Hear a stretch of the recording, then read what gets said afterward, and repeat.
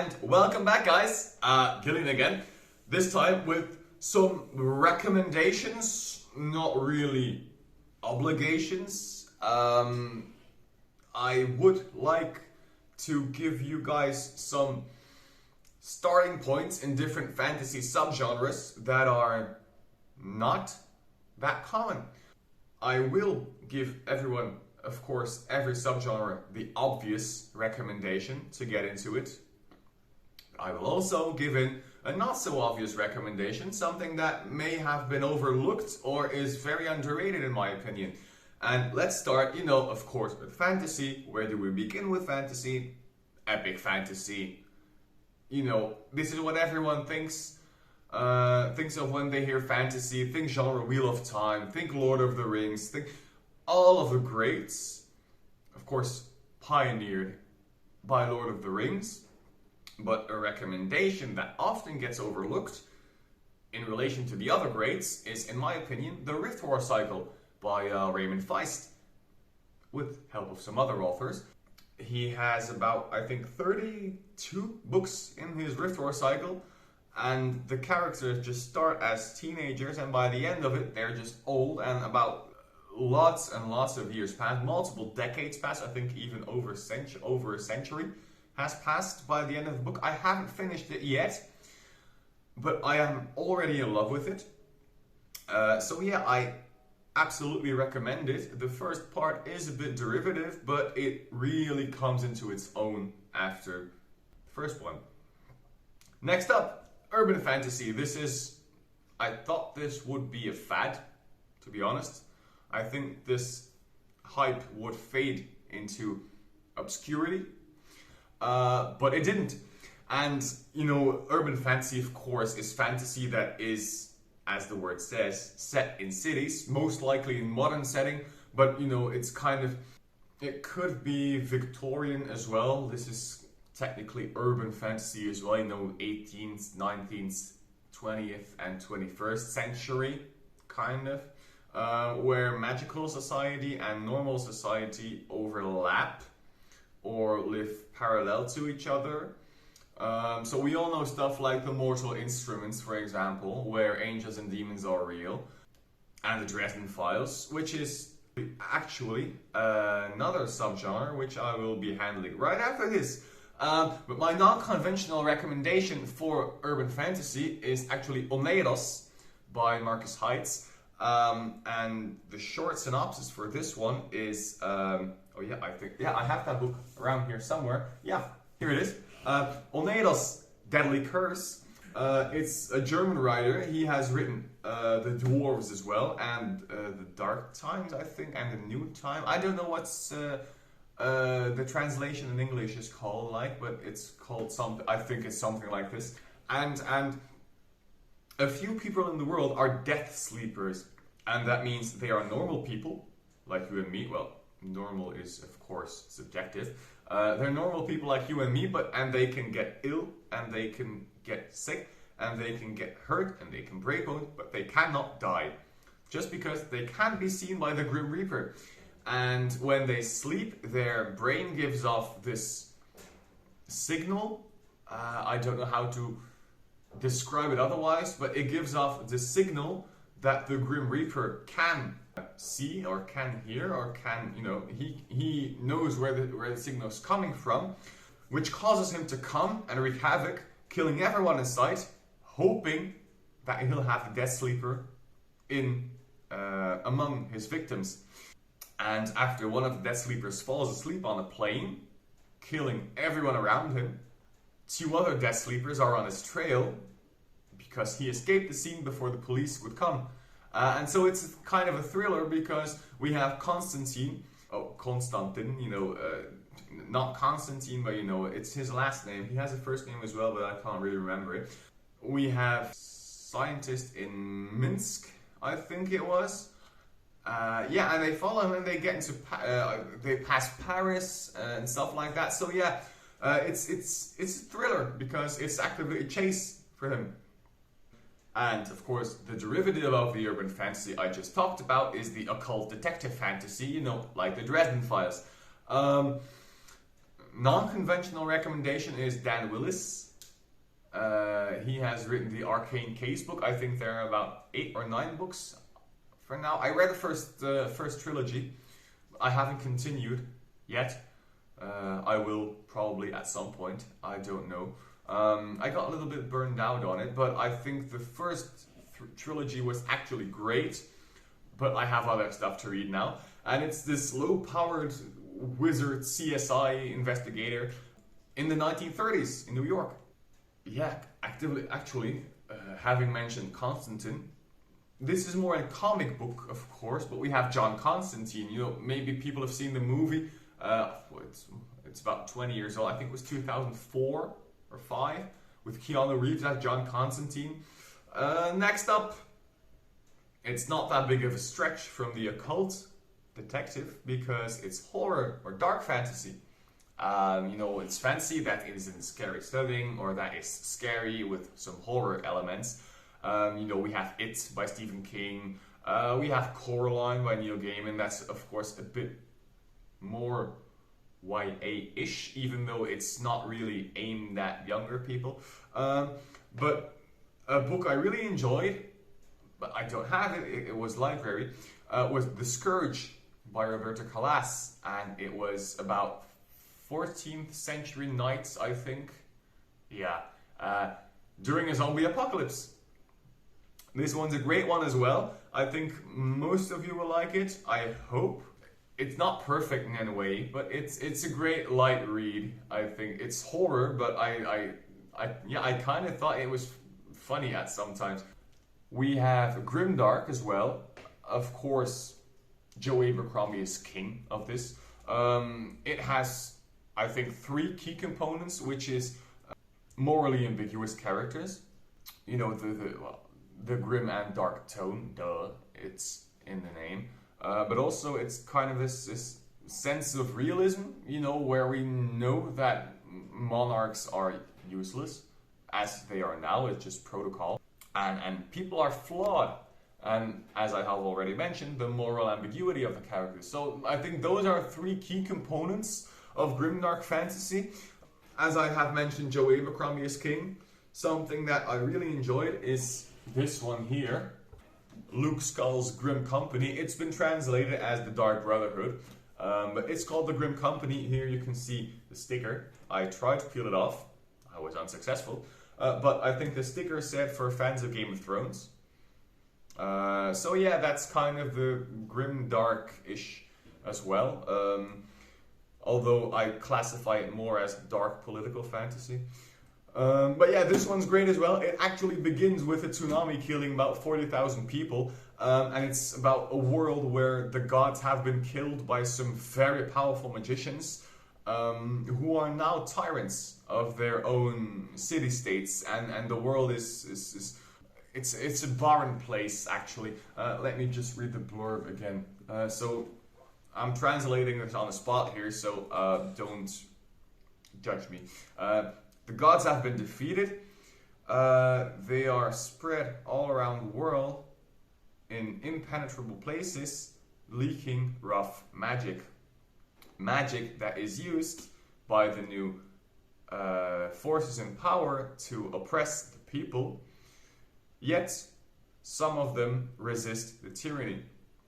When 2 men save a young rebel, it's the beginning of an improbable company, a brotherhood, a company existing of smug outlaws, wounded heretics, and immoral mercenaries, a dark brotherhood. And The Guardian says it's dark, humorous, and epic. Fantasy Book Critic says it's an amazing story, chock full of action, strong characters, tight plot, a debut not to be missed, and it puts Luke Skull on the map as one of the most talented debut authors of epic fantasy. sfbook.com says it's a book that stays with you, it has amazing characters, and even more amazing story written by a true storyteller. It's a great grimdark fantasy, actually, just because I'm not going to spoil, but it's, you know, about resisting tyranny in a bleak world. Okay, so what's next? Of course, portal fantasy. where one or more people get transported from our world to another world, or from another world to another world, like in the Rift War cycle. We all know, of course, Alice in Wonderland. We know the Chronicles of Narnia. I have selected The War of the Flowers by Tad Williams. And this is about a 30-something-year-old rock star, or at least a singer from a rock band. That was my printer. And he has this pregnant girlfriend, and he gets letters from his grandma with a key. And when he goes to their cabin, he opens the little box where the key fits and finds a handbook written by his grandfather or great-grandfather, I can't remember, where he reads and he starts getting nightmares, and suddenly he gets sucked into he meets Theodore. I think his name is Theodore. Yeah, he's Theodore, and he meets a fairy. It could be the smug sister of Tinkerbell. And he gets sucked into this world of fairies where he is the focal point, or the pivotal point, in the War of the Flowers. The child must die was one of the prophecies. I won't spoil anything more. But it was a great read, and it's Tad Williams, so come on, it can't be bad. It's also a standalone, so that's a plus as well, considering you don't have many standalones or many famous or good standalones in the genre lately. That said, we have science fantasy.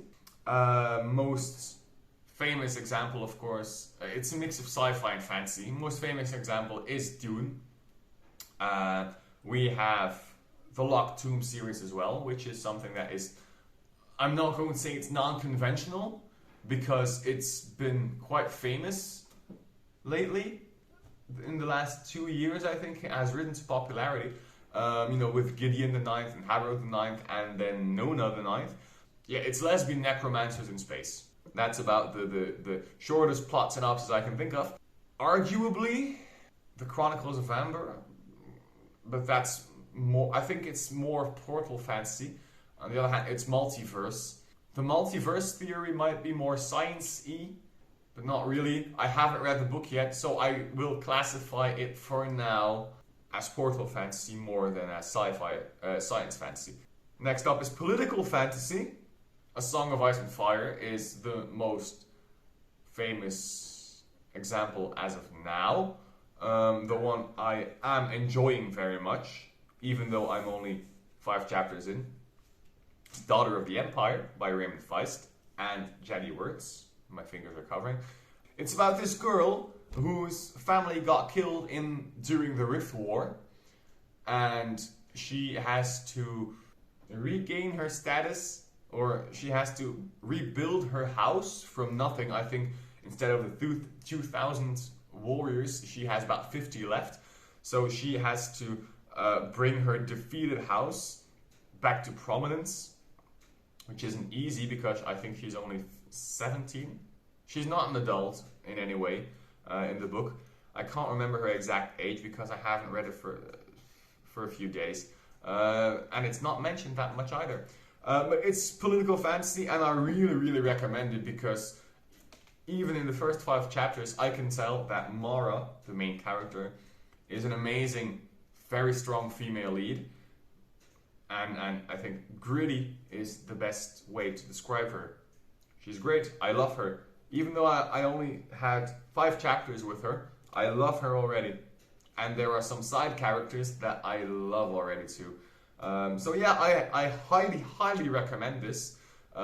For now, maybe in a few weeks I'll change my recommendation depending on how I feel when I finish it. But that's about it. And then we have 2 genres that are slightly overlapping. Not really, but you'll know why I say that. I'll start with military fantasy, following soldiers or following mercenaries or following a war. Most famous, of course, is Glenn Cook's Black Company. The one I recommend is the 10,000 by Paul Kearney.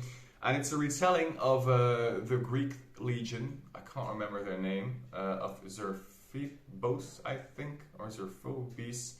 Yeah, it's a retelling of an old story about a legion of 10,000, but it's about the mocked, the humans of this world. They're the fiercest fighters there are. Were it not for their internal warring, they would have probably conquered the planet already. But there's in the east, I think it's in the east, there's a king whose brother wants to dethrone him. And that king has an amazing army, but the brother says, okay, I think I'm going to hire the Macht. And we followed their journey through about 8 or 9 different points of view, a bit more probably even. We follow their journey from their land, of course, to the great land of the king and his brother. And yeah, it's they're on a constant threat of attack. We see the grueling marching life of soldiers, of a company. And it's really brought alive through the pages. So yeah, this one is a great example of military fantasy. Even the battles are well executed, I think. You really feel immersed in the life of a soldier. Because you see it through different soldiers and on different ranks and all that. So yeah, the different points of view make it a really, really good book. It's a part of a trilogy as well. I have yet to finish the trilogy. I read the first book, but that's about it for now. There are so many books I have to read. But continuing on to the genre that I have said it would overlap a bit, and this is the end of part 1, because I still have about 10 other genres. And I thought that this would have made a video that is way too long, is flintlock fantasy. And it's just what it says. It's fantasy where flintlock guns reign supreme, and where the guns and the tech have advanced to mostly Napoleon-esque era. So think late 18th, early 19th century Industrial Revolution era. And because of course, the Industrial Revolution, it's more industrialized than we are used to in the high fantasy or the epic fantasy tales, you know, Rift War, Wheel of Time, stuff like that. And for obvious reasons, as I've mentioned, it coincides with military fantasy, you know, flintlock guns. But most famous, of course, for now is Brian McClellan's Powder Mage trilogy, you know, where the soldiers try to overthrow the gunpowder metabolizing mages and the monarchy. While my non-conventional recommendation is also a series of which I've already or only read the first book of. It's Django Wexler's Shadow Campaign, where we follow 2 soldiers in a war. Yeah, I've only read the first book for now. I am planning to reread the book actually and then finish the series at some point. But I haven't read Powder Mage, so I think I'll just... Yeah, I think I'll start with Powder Mage. I don't know yet. I have so much to read, so many different books to read. I don't know when I'll get to it, but I will get to it. But anyway, guys, that's it for now. I'm not going to bother you anymore today. Maybe next week I'll bring in the second part of this, because I still have, let's see, historical fantasy, then romantic fantasy / paranormal romance. I still have lit RPG, progression fantasy, lost world fantasy, myth retellings, arcane punk, comedy fantasy, magic academy fantasy, and superhero fiction. But that's for next week. Maybe. I will have a very busy Sunday, Monday, Tuesday, so I don't know if I'll be able to film videos for next week. I might just take a break.